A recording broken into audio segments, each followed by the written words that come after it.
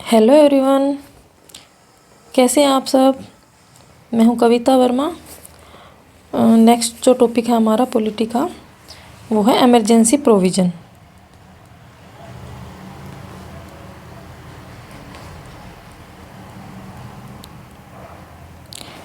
जो emergency provisions हैं वो हमारे कॉन्स्टिट्यूशन के पार्ट 18 के अंदर हैं,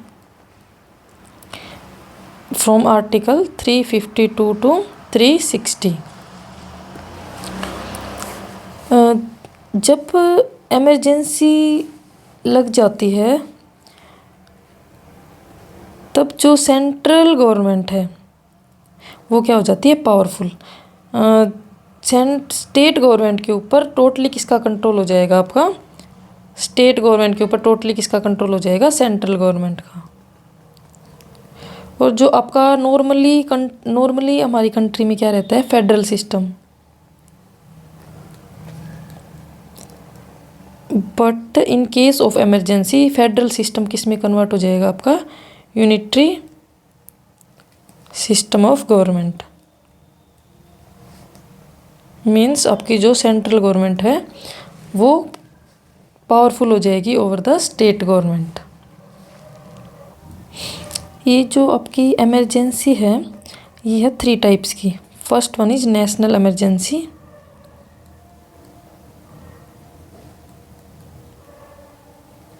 national emergency under article 352। Second है आपकी प्रेसिडेंट रूल।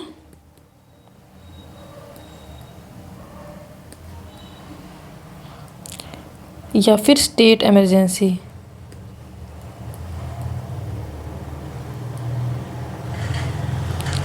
या फिर कॉन्स्टिट्यूशनल इमरजेंसी।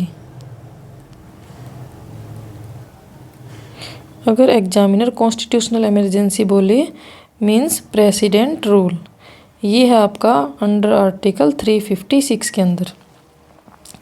नेक्स्ट है आपकी थर्ड इमरजेंसी, वो है आपकी फाइनेंशियल इमरजेंसी।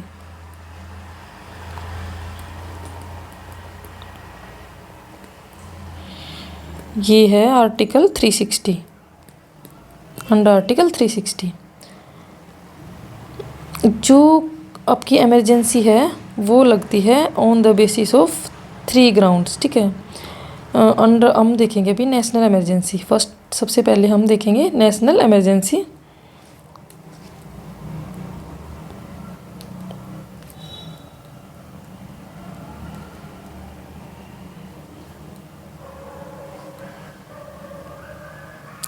नेशनल इमरजेंसी के अंदर हम देखेंगे जो नेशनल इमरजेंसी है वो आपकी किस किस बेसिस पे लगेगी, वो आपकी लगेगी on the basis of 3 grounds, ठीक है। फर्स्ट है आपका वॉर, एक्सटर्नल एग्रेशन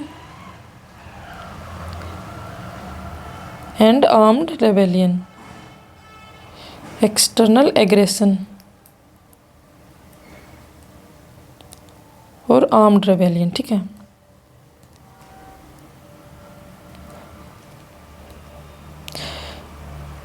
जो आपकी इमरजेंसी वॉर और एक्सटर्नल एग्रेशन के बेस पे लगेगी उसको तो बोलेंगे एक्सटर्नल इमरजेंसी।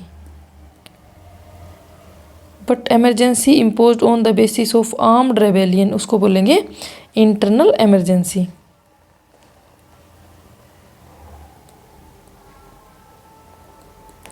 और जो आपकी जो इमरजेंसी है कौन डिक्लेयर करेगा, president. If president satisfied imminent danger in any part of the country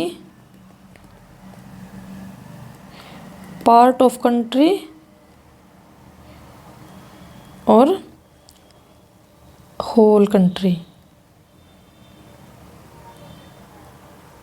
on the basis of security of India or threatened by war, external aggression and armed rebellion।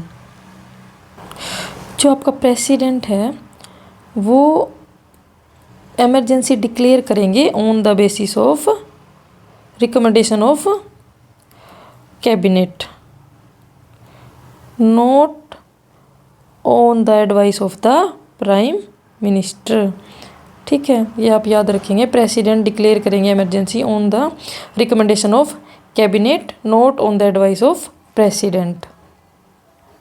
वो जो आपका इमरजेंसी इम्पोज करेगा president, वो आपका क्या है, under the judicial review.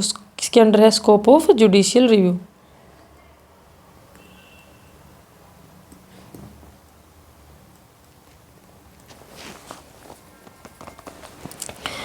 देखते हैं पार्लियामेंट्री अप्रूवल, जो आपका national emergency,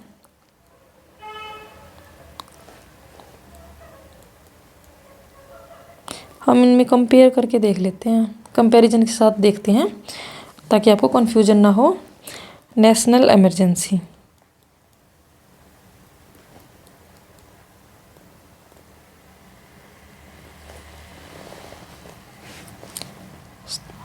president rule,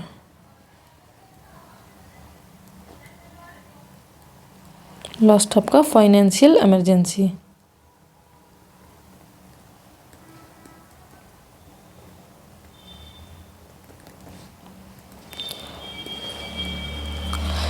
first है जो नेशनल इमरजेंसी है, उसको अप्रूव करवाने के लिए, इम्पोज करने के लिए प्रेसिडेंट को क्या करना पड़ेगा, क्या अप्रूवल लेना पड़ेगा पार्लियामेंट के दोनों हाउस से।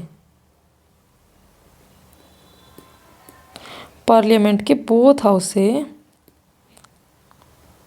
हाउसेस से क्या लेना पड़ेगा, अप्रूवल विद स्पेशल मेजॉरिटी।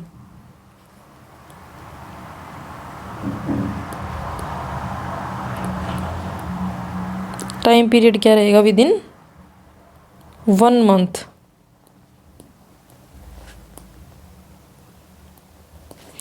जो आपका प्रेसिडेंट रूल है, यहाँ पे भी दोनों हाउस से, राज्यसभा प्लस लोकसभा दोनों हाउस से अप्रूवल लेना पड़ेगा विद इन, यहाँ पे टाइम पीरियड थोड़ा सा रीजनेबल है, कितना, विद इन 2 मंथ्स।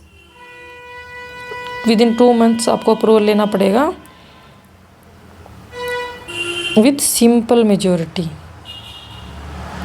यहाँ पे क्या थी आपकी स्पेशल मेजॉरिटी, यहाँ पे क्या है, simple majority of the houses. जो आपका फाइनेंशियल इमरजेंसी है, यहाँ पे भी आपका दोनों हाउस से, राज्यसभा पर प्लस लोकसभा दोनों हाउस से आपको अप्रूवल लेना पड़ेगा विद इन 2 मंथ्स।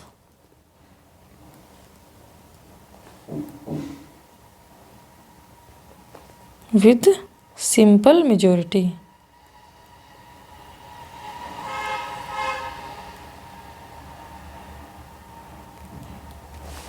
ये आपका फर्स्ट डिफरेंस। ठीक है, सेकंड है आपका, एक बार नेशनल इमरजेंसी इम्पोज हो गई तो वो कब तक रहेगी, इनडेफिनेट पीरियड के लिए, अप टू इनडेफिनेट पीरियड। ये नहीं है कि एक बार आपको अप्रूवल ले लिया तो आप इनडेफिनेट टाइम तक नेशनल इमरजेंसी को कंटिन्यू कर सकते हैं, बट आपको क्या करना पड़ेगा, हर 6 मंथ में, एवरी 6 मंथ्स आपको अप्रूवल लेना पड़ेगा। एवरी 6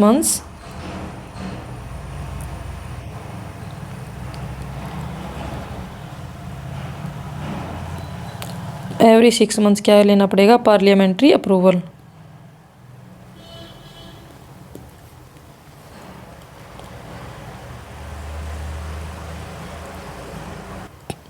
जब कॉन्टिन्यूएंस के लिए पार्लियामेंट्री अप्रूवल लेना हो, तब पार्लियामेंट के किसी भी हाउस से, either house of parliament, either house of parliament से आप अप्रूवल ले लेंगे with simple majority.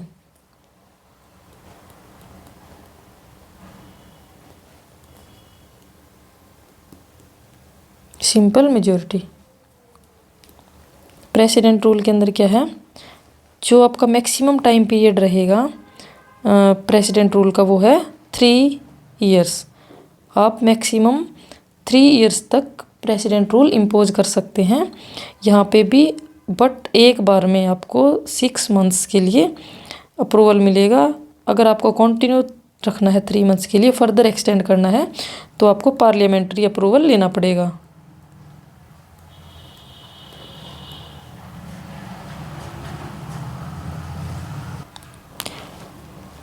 Parliamentary approval लेना पड़ेगा either house of parliament, either house से विथ सिंपल मेजॉरिटी।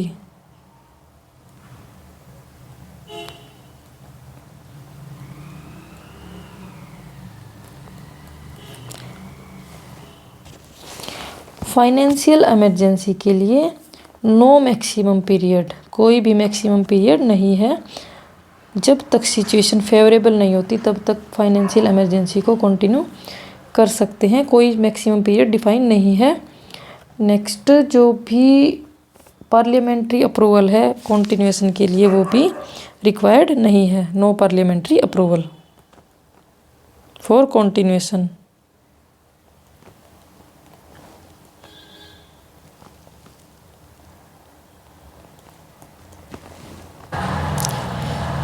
जब इमरजेंसी को रिवोक करना है तो प्रेसिडेंट किसी भी टाइम इमरजेंसी को रिवोक कर सकता है। प्रेसिडेंट रिवोक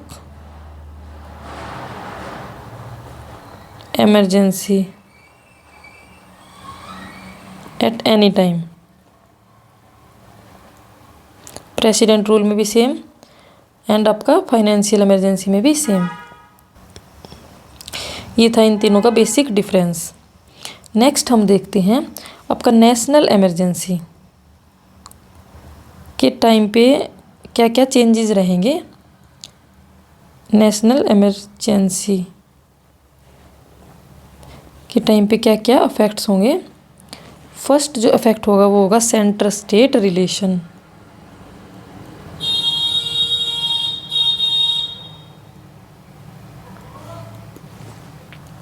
सेंटर के पास पावर आ जाती है कि वो स्टेट गवर्नमेंट को किसी भी मैटर में एग्जीक्यूटिव डायरेक्शन दे सकता है। सेकंड आपका है legislative. Legislative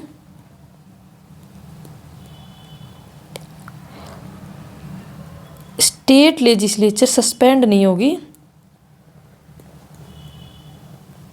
during the national emergency.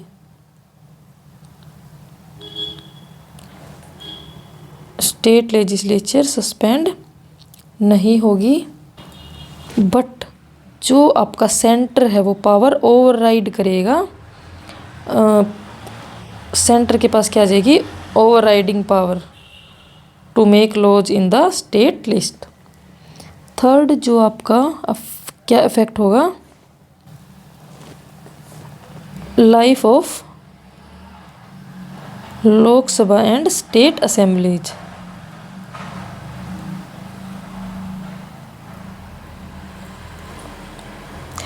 अगर नेशनल इमरजेंसी इम्पोज हो जाती है तो आपकी जो लोकसभा की जो लाइफ है वो आपकी एक्सटेंड हो जाएगी एक बार में 1 साल, ठीक है, 1 ईयर्स एट ए टाइम। ऐसे ही स्टेट लेजिस्लेटिव असेंबली भी एक्सटेंड कर सकते हैं हम। स्टेट लेजिस्लेटिव असेंबली का time period 1 year at a time, एक बार में 1 साल। नेक्स्ट क्या इफेक्ट होंगे आपके फंडामेंटल राइट्स।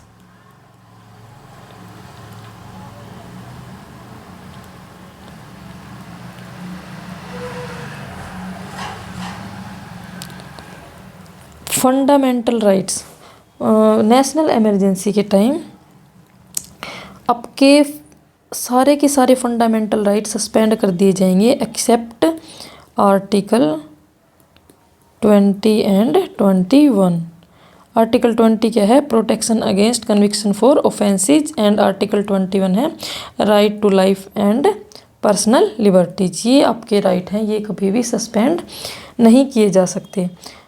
तो जो आपके 2 आर्टिकल हैं, article 358 and article 359। Article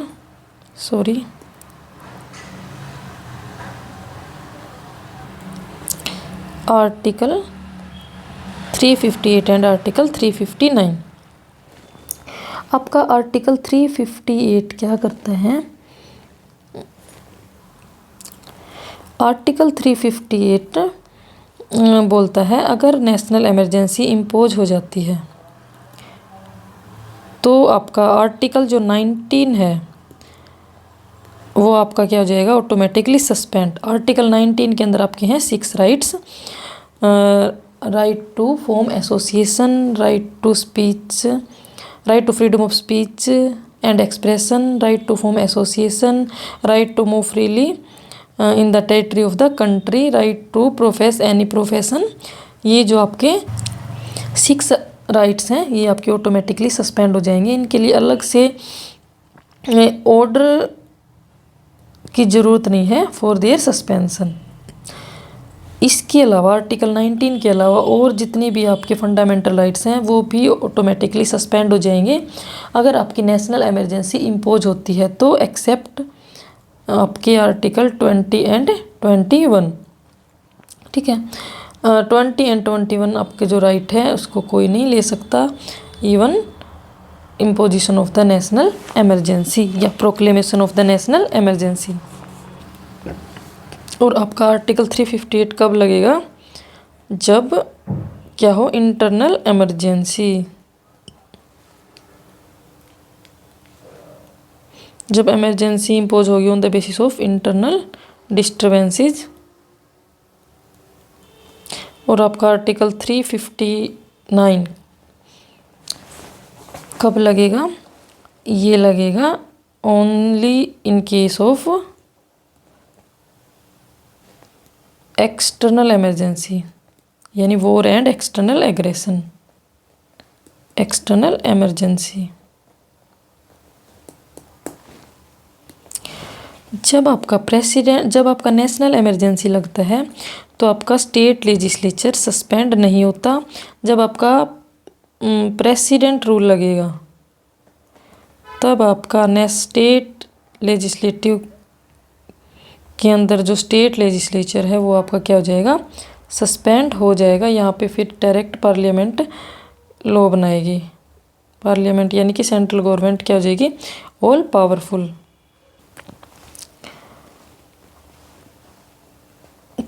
president rule लगने के ग्राउंड्स क्या क्या हैं? Ground of imposition president rule. President rule ground of imposition.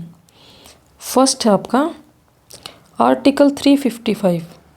क्या बोलता है कि सेंटर की एक ड्यूटी है कि वो ये इंश्योर करे कि जो स्टेट गवर्नमेंट है वो कॉन्स्टिट्यूशन के अकॉर्डिंग काम कर रही है या नहीं कर रही। ठीक है, अगर वो कॉन्स्टिट्यूशन के अकॉर्डिंग काम नहीं कर रही है तो आपका क्या हो जाएगा? प्रेसिडेंट रूल लग जाएगा। सेकंड है आर्टिकल 356। 356 के अंदर क्या बताया गया है?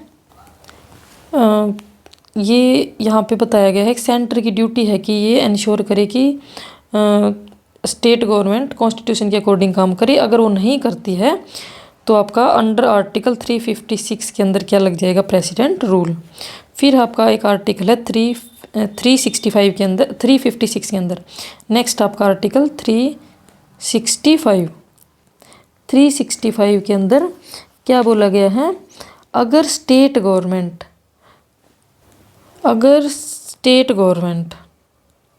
फेल हो जाती है, कोई डायरेक्शन दी है जैसे सेंट्रल गवर्नमेंट ने, अगर उसको फॉलो नहीं करती आपकी स्टेट गवर्नमेंट तो भी आपका क्या लग जाएगा? President rule. ये है ground for imposition of the president rule. अगर आपका स्टेट गवर्नमेंट कॉन्स्टिट्यूशनल प्रोविजन को फॉलो नहीं करता तब भी लग जाएगा president rule according to article 356। अगर स्टेट गवर्नमेंट सेंटर की कोई गाइडलाइंस है, कोई लॉ है, अगर उनको फॉलो नहीं करता तो भी आपका क्या लग जाएगा, president rule according to article 365। And आपका प्रेसिडेंट रूल के अंदर स्टेट लेजिस्लेचर क्या हो जाएगा आपका, डिजोल या सस्पेंड। ये आप याद रखेंगे, नेशनल इमरजेंसी के अंदर नहीं होता।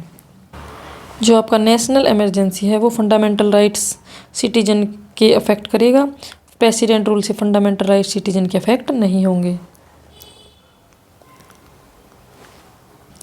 प्रेसिडेंट रूल भी आपका क्या है, subject to judicial review.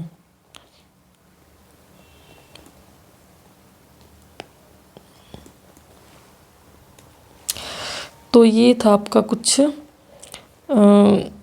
Difference national emergency and president rule के अंदर। तो ये कुछ हमने बेसिक्स कवर करने का कोशिश किया है आपका इमरजेंसी प्रोविजंस। तो चलिए मिलते हैं हम नेक्स्ट सेशन में। Take care, bye bye.